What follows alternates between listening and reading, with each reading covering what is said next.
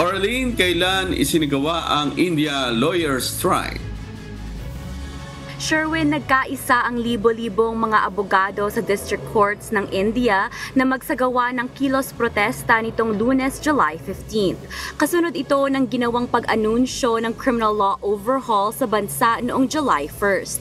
Sa ilalim ng pagbabago ng batas, lalawak ang kapangyarihan ng pulisya na panatilihin ang mga tao sa pre-trial detention, pag-aatas sa mga hukom na maglabas ng mga nakasulat na desisyon sa loob ng 45 days pagkatapos ng paglilitis at death sentence para sa gang rape ng mga kababaihan edad 18 years old pababa.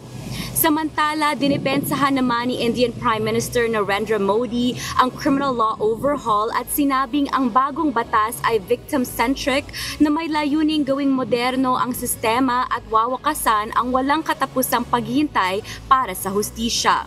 Gayunman, ayon sa mga abogado, activists at opposition party, ang mga pagbabago ay magbibigay ng labis na kapangyarihan sa pulisya at magdudulot ng dagdag na pressure sa mga abogado na bigyang kahulugan at hamunin ang mga bagong legal na propesyon sa lalong madaling panahon.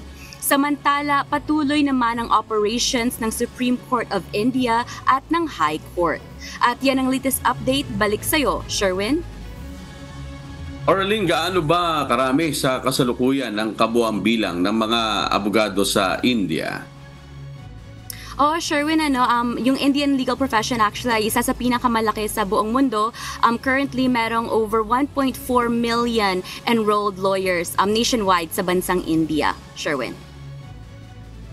Alright, maraming salamat, Orlene Quijano, live mula sa Toronto, Canada.